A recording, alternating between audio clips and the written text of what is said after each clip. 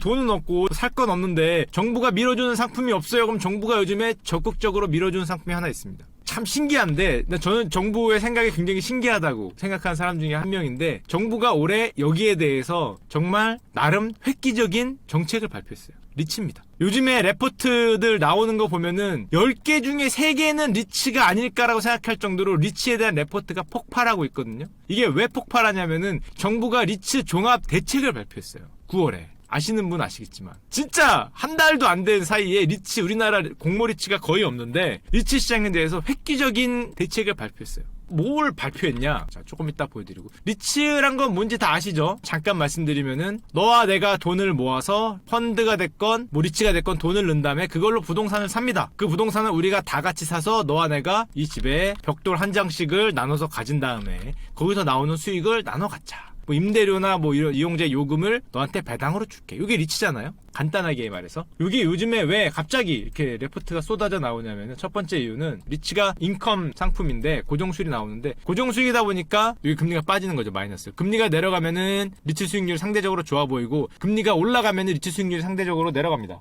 리치를 사라는 게 아니에요. 리치를 사라는 게 아니에요. 어떤 상황이 벌어지고 있는지를 보자는 겁니다. 자, 그러면은 뭐 거기까지는 뭐 기본적으로 다 아시니까 정부가 어떤 일을 하고 있냐면은 이걸 발표했어요. 공모 리치하고 부동산 펀드 시장은 지금 6조 정도인데 60조까지 키우겠다. 이거 9월 11일 날 나온 거죠. 공모형 부동산 간접 투자 활성화 방안 발표했습니다. 이게 작년에 얘기하겠다 그런 건데 방안을 만들겠다고 얘기한 다음에 실제로 올해 9월에 활성화 방안을 발표했는데 활성화 방안이 뭐예요? 하니까 첫 번째가 일단 배당 소득 분리과세, 좀 이따 보여드릴게요. 세율도 낮추는데 그것보다도 믿거나 말거나 세율을 낮춰주면서 공모형 펀드에다가 정부 우량 자산을 대거 투입해주겠다. 정부가 이 리츠나 부동산 펀드 규모가 커지려면은 투자 매력이 높은 부동산 상품이 많아야 되는데 정부는 이를 위해 질 좋은 공공자산 공급을 늘리기로 했다. 정부 자산을 대거 투입하겠다. 역사나 역세권 환승 생태를 넣겠다. 그렇게 해서 이걸 지금 6조인데 6조를 키우겠다. 지금 그런 거거든요. 그러니까 우리가 살 수 있는 상품에다가 자기들이 보기에는 우량자산을 좀 많이 넣어주겠다는 건데, 잠깐만, 왜? 아니, 도대체 저거를 왜 키우는 거야? 리츠를 부동산 투자하라는 건가? 보니까 이겁니다. 정부가 주장하는 목적은 여러분들이 투자할 데가 너무 없잖아요. 주식 봐봐. 야, 코스피 박스피다. 니들 투자 잘해야 된다. 이거 맨날 기는데 하니까 사람들이 이런 자산에 돈을 안 넣어. 코스피에도 돈을 안 넣어. 맨날 기고. 그러다 보니까 맨날 강남 아파트 뭐 어디 아파트에서 서울 집값만 팍팍팍 오르니까 그러지 말고 간접 투자를 활성화하겠다. 우리가 너희들이 돈을 넣을 걸 만들어줄게. 금융시장에다가 집값 안정과 신규 투자. 한마디로 우리가 말하는 집은 아파트 같은 집이고 리치 같은 거는 오피스거든요. 빌딩. 엄청나게 큰 빌딩이나 대부분 그런 것들. 빌딩 말고 뭐 있을까? 뭐 홈플러스, 뭐 커다란 건물, 뭐 심지어 뭐 잠실 종합운동장 이렇듯이 엄청나게 커다란 건물들이니까 그런 데로 돈이 가면은 집값 안정이 되지 않겠냐라는 겁니다. 온 국민이 강남 아파트에 가니까 여러분들이 그런 데 투자하고 싶어하는 니즈가 있으니까 조금 더 좋은 자산을 만들어주면은 돈이 글로 안 가고 일로 들어와서 일반 국민들도 소액으로 부동산 투자도 할 수 있고 금융소득을 얻을 수 있다. 그럴듯합니까? 그럴듯한 요런 계획 때문에 리치를 밀어주겠다라고 지금 얘기하고 있어요. 리치를 밀어주는 게 아까 얘기했듯이 정부가 자산도 넣고 여러분들이 불안해할 수 있으니까 불안해하지 못하게 앵커리치란 것도 만듭니다. 앵커리치가 뭐냐? 여기 나오죠. 여러분들이 불안해할 수 있으니까 그러지 마시라고 정부가 민간과 함께 개발을 해서 시범 운영. 무슨 소리냐면은 정부 돈, 주택도시기금이나 연기금이나 LH 공사 돈을 먼저 넣어. 한 50%를 예를 들면 50%를 먼저 넣고 50%만 공모로 파는 이게 앵커죠. 50%가 앵커 다수로 먼저 안정성을 확보한 다음에 여러분들이 돈을 넣을 수 있도록 앵커리치도 만들겠다. 앵커리치도. 정부, 형들 그 빌딩 가격이 떨어질 것 같은데, 야, 그거 아니지 않아요? 그러면은 내 돈으로 먼저 50% 사줄게. 형 믿고 가자. 50% 사줄게. 형 믿고 가자. 나머지 50%는 니들이 살아. 형 믿고 가자. 그래. 그리고, 형 믿고, 뭐, 그럴 수도 있겠지. 그 빌딩에 형 들어가 있는 게 무슨 A기업, B기업 들어가 있는데, 걔네가 10년 뒤나 뭐 5년 뒤에 망하면 어떡해요? 2, 3년 뒤에 망하거나, 거기 안 빌리고 다른 데로 가버리면 세입자가 나가면 우리 뭐 줄 사람 없잖아요. 뭐 이럴까봐? 그런 거 하겠죠. 뭐 정부 기관이 뭐 들어와 있다든지, 20년 동안. 안 나갈게, 이러면서. 뭐 이런 식으로 리스크를 줄여서 국민들도 소액으로 투자할 수 있는 환경을 조성하겠다. 그러면은, 일로 돈이 가니까, 아파트 가격이 빠지는 게 아니냐? 뭐 이렇게 얘기해서, 이렇게 그 다수의 공모형 리치펀드가 등장할 예정이에요. 물론 여러분들이 이제 물음표를 날리는 거는 이 신문 기사에서 나온 이런 거겠죠. 그게 부동산 아파트 가격을 낮추는 건지 전 국민이 부동산에 들어와서 가격을 올리는 건지 A인지 B인지가 헷갈리네요. 뭐 이런 생각을 하는 거잖아요. 이게 거기로 돈이 가서 부동산 가격이 내려가는 건지 다 같이 일로 들어가니까 이게 올라가는 건지 이게 저같이 좀 멍청한 머리로는 좀 헷갈리긴 하는데 하여튼 강력한 부동산 억제 정책이니까 이게 뭐 이렇게 내려갈 수 있는 그걸 열어주십니다. 자, 그리고 아까도 말씀드렸지만 돈 많은 형님들이 서로 손에 힘을 합쳐서 옛날에는 왼쪽이었어요. 공모 사모가 둘 다 거기에 대해서는 분리과세를 해주니까 돈 많은 형님들이 이거 안 하고 공모 안 하고 사모로 자기들끼리 모아서 분리과세 혜택을 받은단 말이야. 그러니까 정부가 보면은 아니 공모를 해야 국민 전체가 들어가 혜택을 받는데 돈 있는 분들만 사모로 해서 거의 안 하거든요. 이걸로 하고 이걸로 해서 혜택을 받으니까 안 되겠다. 2020년부터 나눠요. 공모는 분리과세를 해주는데 사모는 안 해줘. 공모는 분리과세 해주고 뭐 세율도 낮춰준다고 하는데 사모는 이제 안 해줍니다. 사모는 이제 안 해줘서 너희들끼리 돈 모아서 하면은 안 해준다 이렇게 해서 이쪽으로 와라 이걸 얘기하고 있어요. 자, 이런 소문이 퍼지니까 우리나라 지금 현재 아직 9월달에 발표된 거니까 이거에 따른 리츠가 등장은 하지 않고 있는데 기존의 리츠 기업들이 잠깐만 기존의 리츠 기업들이 이유 불문 정부가 밀어준대잖아.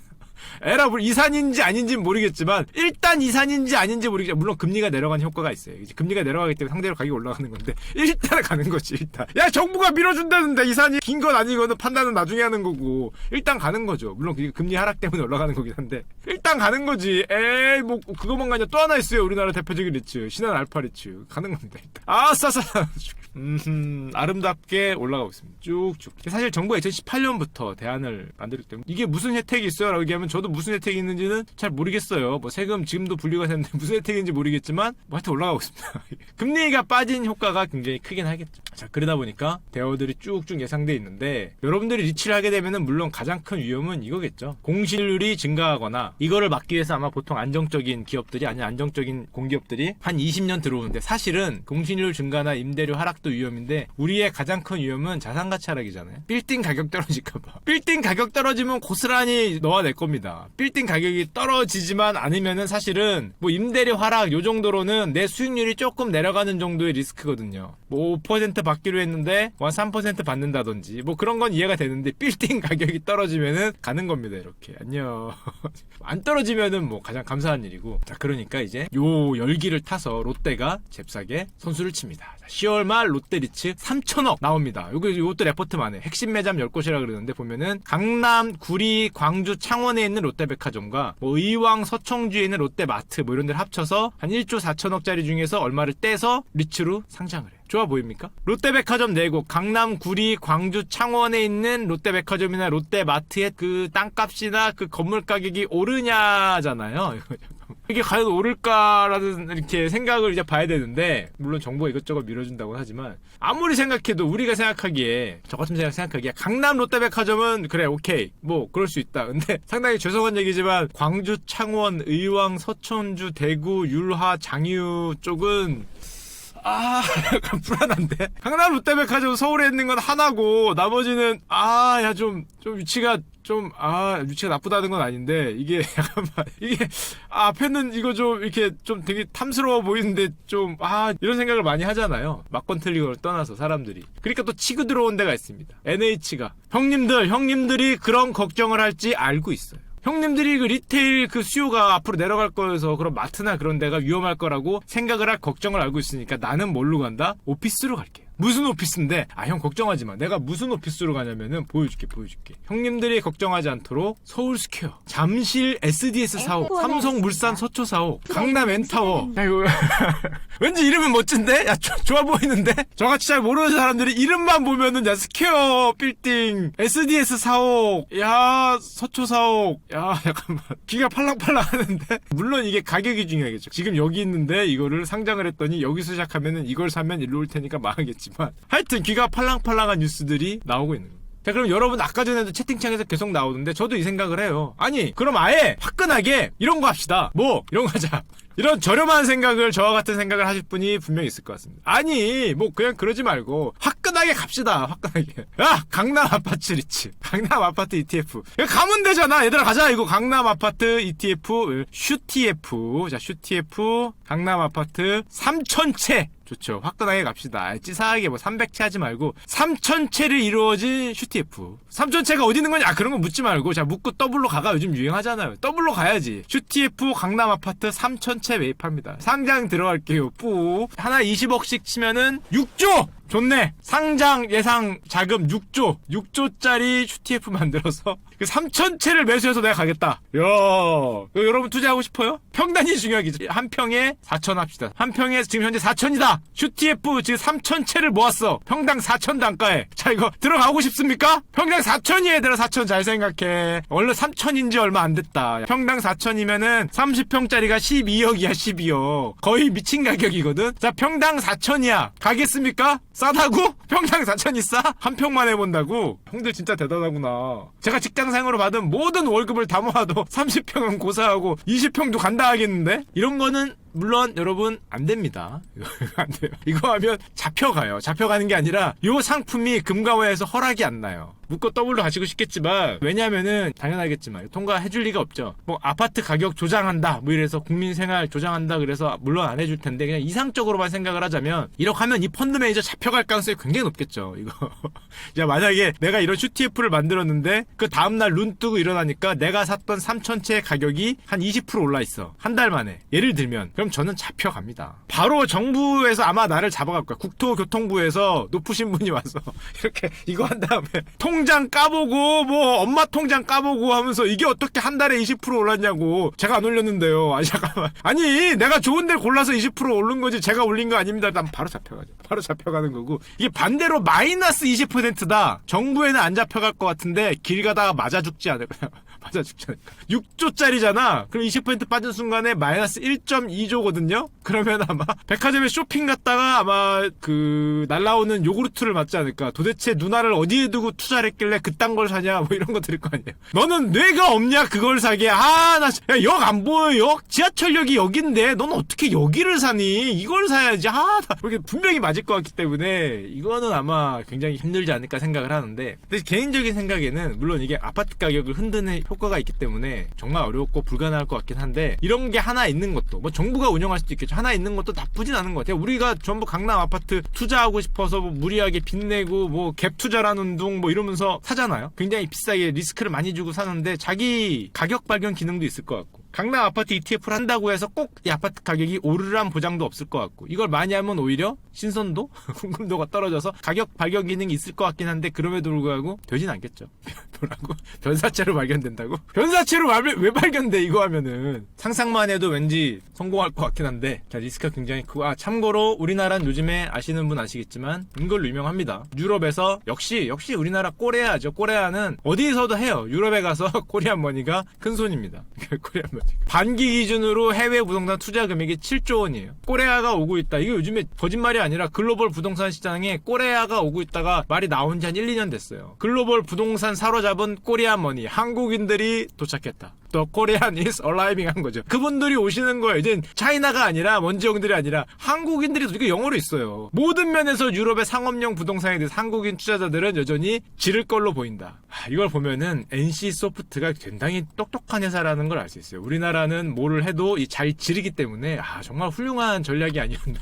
지르는 걸 만든 거는 여전히 해외에 가서도 코리안 머니로 지르고 있습니다. 여기 있잖아요. CBRE가 The Koreans have arrived라는 제목 봐라. 한국 투자자들이 도착했다라는 제목의 보고서를 뿌렸어요. 얘들아 왔다. 그분들이 왔어요. 그분들이 세계 상업용 부동산에서 드디어 그분들이 오신 거죠. 온 겁니다. 우리가 해내고 있어요. 근데 참 안타까운 거는 리만 이후로 글로벌 부동산 가격이 쭉 올라가고 있었거든요. 쭉 올라가다가 요즘 이렇게 좀 만만히 올라가고 있어요. 근데 하필이면 우리는 이제 지금부터 시작을 하고 있는 이게 우리나라 해외 부동산 펀드 설정 연도별 수익률입니다. 8% 좋으니까 얘들아 미래는 해외 부동산이다 하고 여러분들이 2016년부터 본격적으로 뛰어 들어갔는데 하여튼 그렇습니다. 이거 보고 뭐 3% 벌면 됐지, 나쁘진 않네. 은행 이건보다 많이 나왔으니까. 자, 일단 이렇게 시작을 하고 있어요. 참고로 우리나라 리츠를 하라 말라가 아니라 하나 예시만 보여드리면 일본이나 글로벌 리츠하고 약간 다른 점이 있어요. 뭐냐면은 여기 지금 신한 알파 리츠나 리츠 코크랩이 대표적인 지금까지는 상장되어 있는 게 요거밖에 없는데 더 들어오겠지만은 일본하고 비교했을 때 차이가 뭐냐면은 우리나라 리츠들은 편입 자산 개수가 굉장히 작아요. 편입 자산 개수가 굉장히 작다는 말은 무슨 말이냐면은 사실상 기초자산 2개라는 거는 이 빌딩의 가격에 엄청나게 종속돼 있어요. 이 빌딩의 가격에 굉장히 민감하게 움직입니다. 이렇게 수십 개, 뭐 70개, 100개의 기초자산이 있으면 부동산 시장 전체의 움직임에 영향을 받을 텐데 기초자산이 2개나 5개면은 얘네 둘이 움직이면은 이게 완전히 이러갔다 하는 거예요. 잘 사야 되는 거예요. 자, 이거 잘 못 사면은 가는 겁니다. 잘 사면은 엄청 뜨는 거고. 대단한 상품이긴 한데 역시 우리나라 사람들은 이런 걸 별로 안 좋아하나 봐. 뭐 2개 이런 거 좋아해. 몰빵! 묶고 더블로 가는 거죠. 묶고 2개로 가고 묶고 5개로 가고 뭐 이렇게 잘 안 가고 하여튼 이렇게 잘 사는 거에 좀 기대는 거 그걸로 지금 가고 있어요. 대단해. 야, 2개 무섭지 않니? 사실상 여기다가 돈을 묻는 거거든. 2개에다가 부동산 전체에 묻는 게 아니라 그 빌딩에 묻는 대단한 나라다. 대충 리츠 같은 걸 하면은 예상 배당은 거의 확정적으로 나오긴 하는데 연말 배당은 한 5% 정도 예상을 해요. 하지만 우리는 연말 배당이 중요한 게 아니라 중간에 움직이는 이런 주가의 움직임이 중요하겠죠. 그래서 이게 리츠 시장을 말씀드렸고요. 이게 정부의 어떤 지원? 정부가 이쪽으로 앞뒤가 말이 좀 안 맞는 것 같긴 하지만 부동산 가격 안정을 위해서 리츠 시장을 지원한다고 합니다. 그렇기 때문에 어떤 특별한 또 뭐가 나오는지 관심 있게 볼 필요가 있어요. 정부가 자기 자산을 예를 들면 정부의 정말 좋은 자산을 리츠에다가 국민들을 위해서 싸게 해서 공모로 판다. 그러면은 뭐 받을 수도 있겠지. 예를 들면 어떤 게 나올지 모르겠지만은 현재는 그쪽으로 방향이 드라이브를 걸고 있다.